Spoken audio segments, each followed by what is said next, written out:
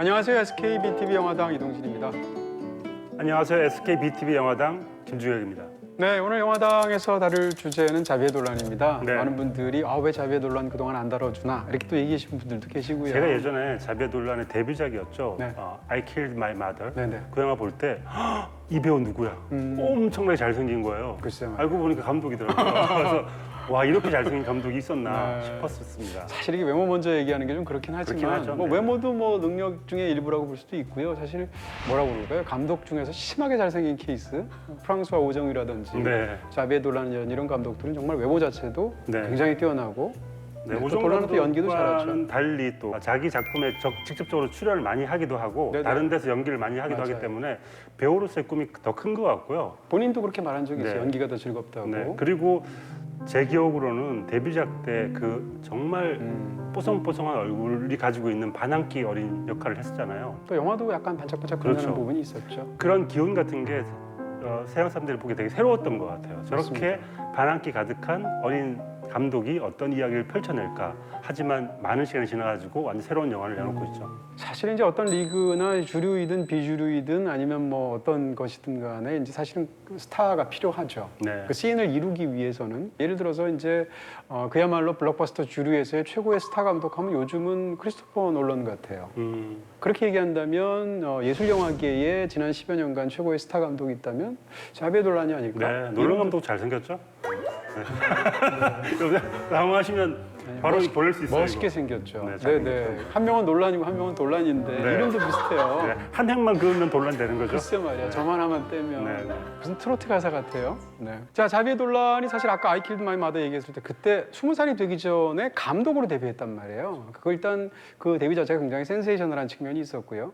그 외에 특히 이제 국제 영화제, 그 중에서도 칸느 영화제의 거의 총화처럼 네. 굉장히 스포트라이트를 받고 수많은 곳에서 이제 천재의 소리를 듣기도 하고 실제로 영화들이 굉장히 빛나는 구석들도 있었고요.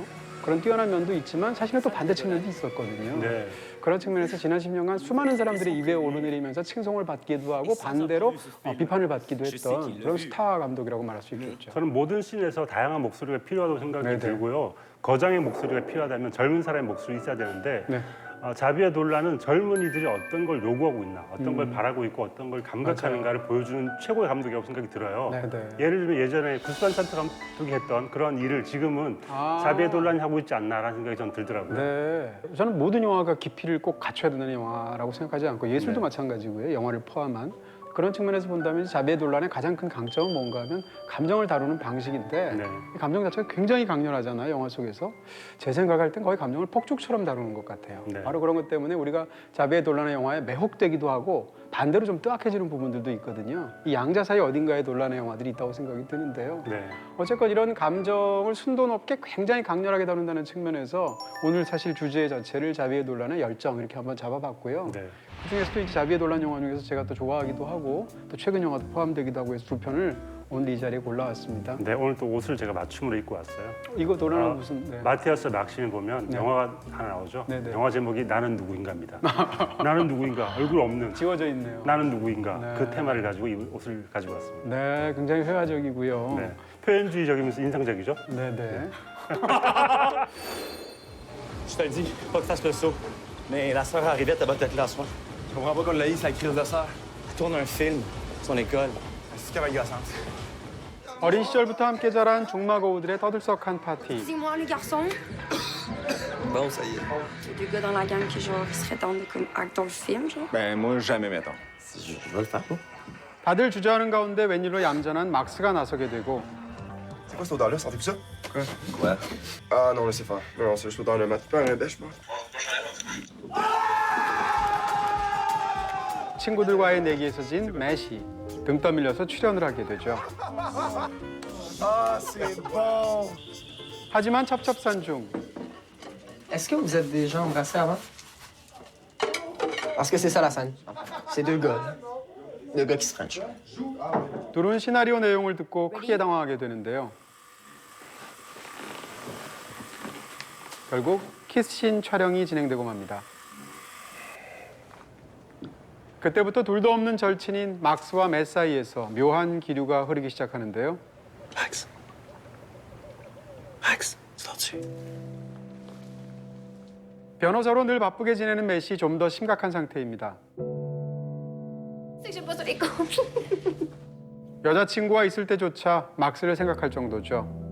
Je pense pas que je vais revenir là, pour une heure. Fait que. Un an straight.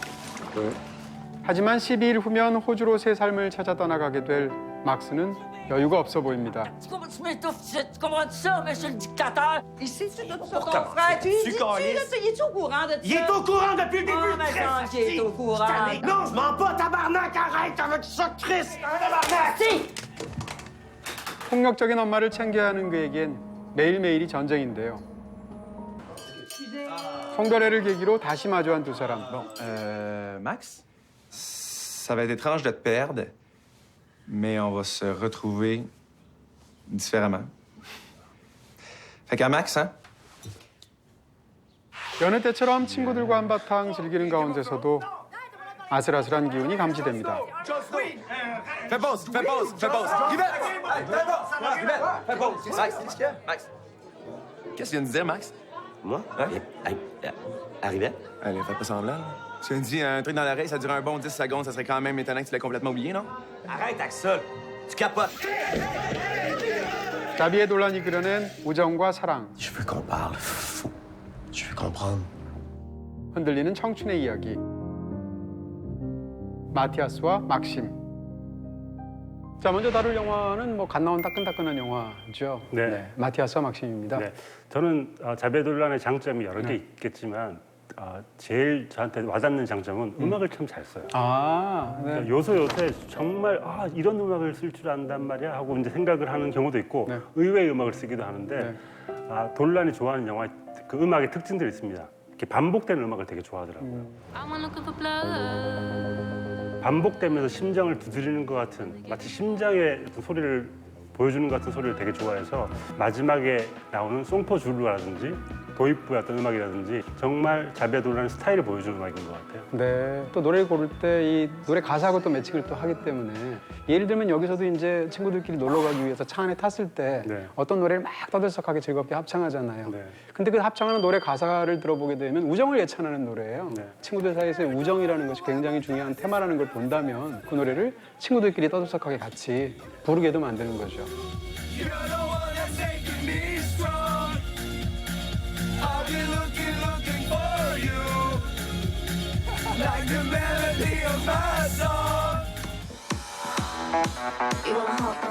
그리고 클럽에 갔을 때 브리트니 스피어스의 노래를 틀면서 그 음악 분위기를 보여준다든지 음악이라는 장르로 영화를 설명할 줄 아는 잘하는 그렇습니다. 그런 감독이라고 생각이 듭니다. 사실 마티아스 막심은 굉장히 재밌게 봤는데요. 그 이유 중에 하나는 이 영화만큼 자비의 논란에게 자기 고백적인 영화도 드물 것이다라는 생각을 했습니다. 네. 바로 이 직전에 사실 국내는 개봉을 안 했는데 존 도노반의 삶과 죽음이라는 최초의 영화 가장 많은 제작비를 들인 영화를 바로 직전에 만들었단 말이에요. 근데 그게 이제 미국 시장에서 성공하지를 못했어요. 네. 본인 입장에서는 약간 실패를 겪은 셈인데 그 이후에 본인 스스로가 자기의 삶 그리고 자기의 영화 인생 이런 것들을 보면서 굉장히 자전적인 의미를 담아서 굉장히 진솔하게 스스로에게 어떤 질문을 한 거예요.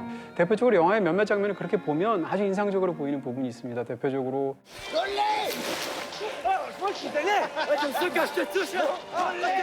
물가에서 친구들끼리 막 놀고 있을 때 그 두 명의 마티아스와 막심만 서로 의자에 앉은 채 친구들을 살짝 보고 비슷하게 있죠. 앉아서 이렇게 그렇죠. 해변을 바라보고 그리고 있죠. 둘이 이제 얘기하다가 논평을 하는데 갑자기 친구가 Are you ready for your close-up?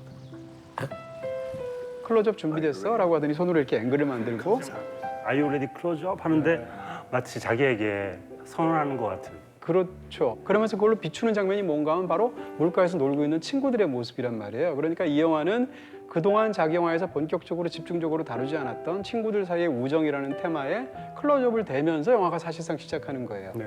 그 다음에 중간에 보면 친구의 동생인 에리카가 갑자기 영화에 출연해달라고 하잖아요. OMG. OK. Donc, deux femmes, vous êtes comme deux femmes ou deux hommes, genre, et comme tout à coup, genre, bam, comme vous vous embrassez, genre. It's the only real thing, genre. Mais dans le sens. Excuse-moi, là, t'es dans un bel élan, là, mais on est deux gars.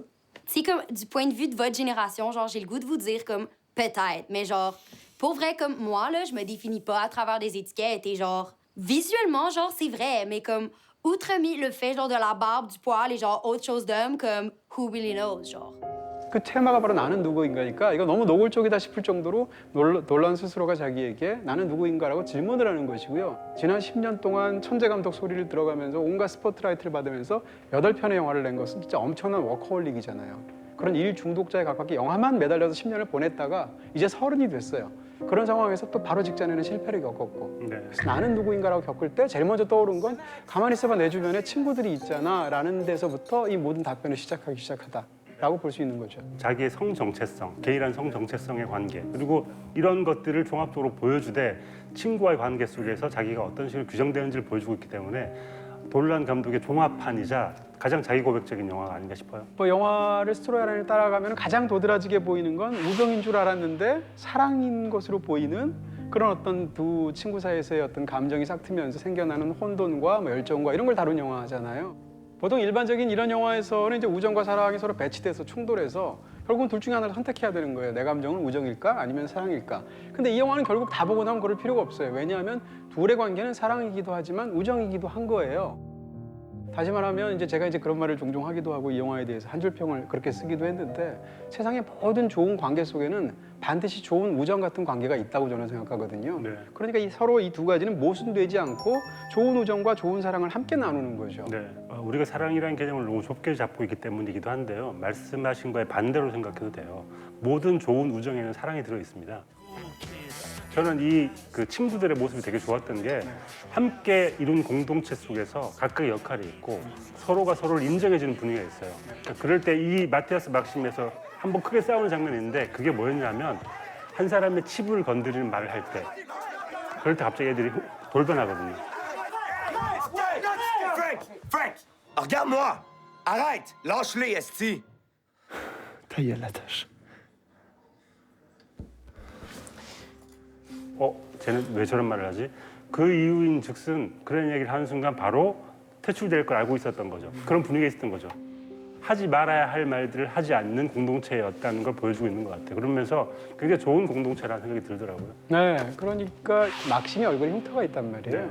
흉터가 어디서 생겼을까라는 건데 추측컨대 어머니의 어린 시절에 폭력적인 학대랑 관련이 있었을 거예요. 왜냐하면 중간에 엄마가 이제 리모컨을 집어던지게 되는데 맞아서 피를 흘리게 되는 장면이 있는데 영화 속에서 보면 흉터와 그 맞은 자리가 서로 오버랩이 되죠.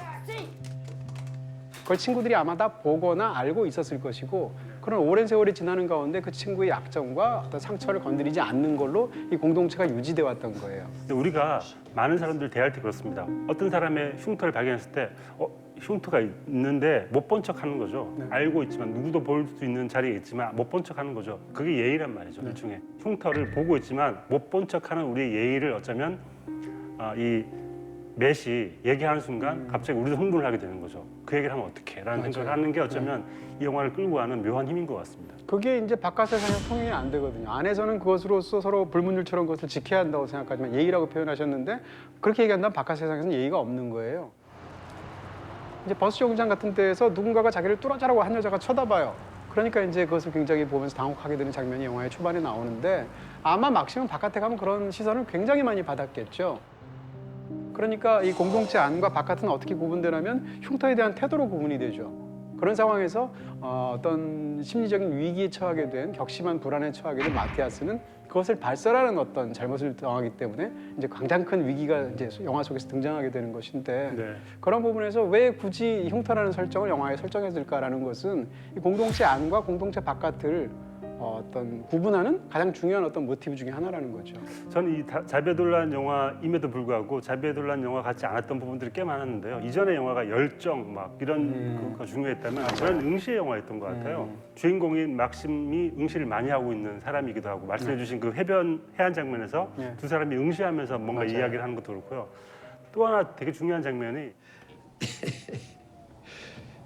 C'est normal d'avoir des doutes, hein? De douter. Essayez des nouvelles 마티아스가 affaires. 변호사 그 선배가 얘기하고 있는데 너무 지루하니까 고개를 돌려가지고 화초를 바라보는 장면이 있어요. 근데 그 화초를 바라보다가 다음에 봤는데 없어졌죠.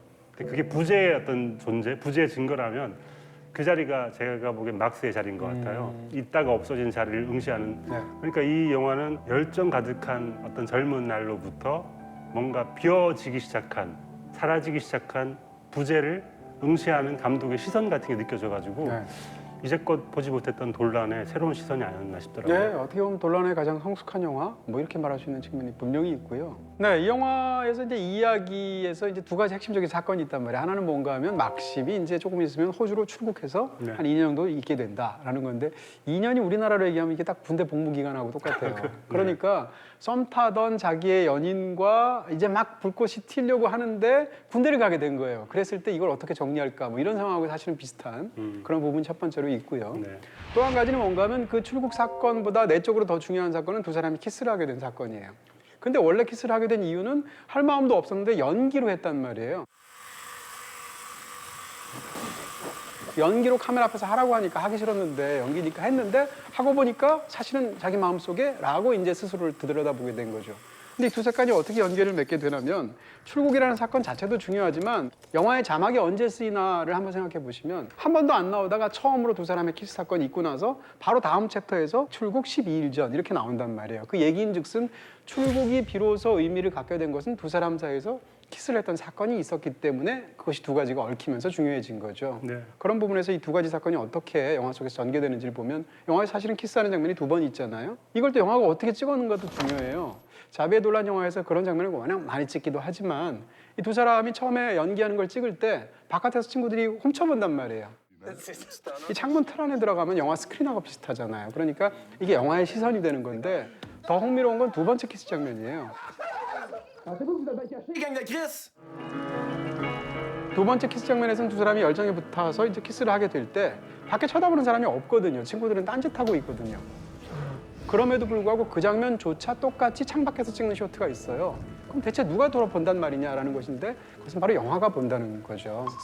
영화에서 삼각구도가 굉장히 중요하지 않습니까? 그 중간에 보면 이제 두 사람이 설거지하고 있을 때 형 이전에도 두 사람 키스해 본 적 있어? 라고 어떤 남자애가 와서 묻는데 그때 남자는 삼각구도 속에서 뒷모습을 보이면서 가운데 있단 말이에요.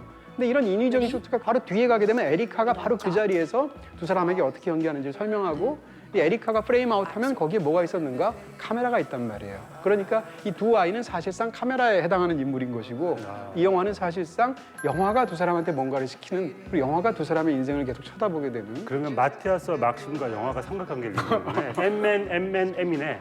마티아스 막심 무비가 삼각관계를 이루는 그런 영화라고 볼 수 있겠네요. MNMNM이요. 네, 그런 영화네요. 그러네요. 네, 제가 고른 마티아스와 막심의 최고 장면은 엔딩 장면. 어떻게 보면 약간 심심할 수도 있는데 네. 이 엔딩 장면을 보면 사실 어떤 영화가 많은 분들이 떠오르실 텐데 보디런팅이 떠오르실 거예요. 엔딩 장면이 사실상 같아요. 어쨌건 이 영화의 마지막 장면에 두 사람이 약간의 거리를 두고 서로를 쳐다보면서 이렇게 웃음 지으면서 끝날 때 영화가 끝나는 정확한 타이밍은 저기가 아니었을까. 두 친구가 있고 어린 시절부터 오래 같이 살았고 한 명은 다른 한 사람을 지지하면서 떠나보내는 상황 속에서 오랜만에 둘이 다시 만나는. 실제로 자비의 논란 자체가 고디런팅이라는 영화를 굉장히 좋아한다.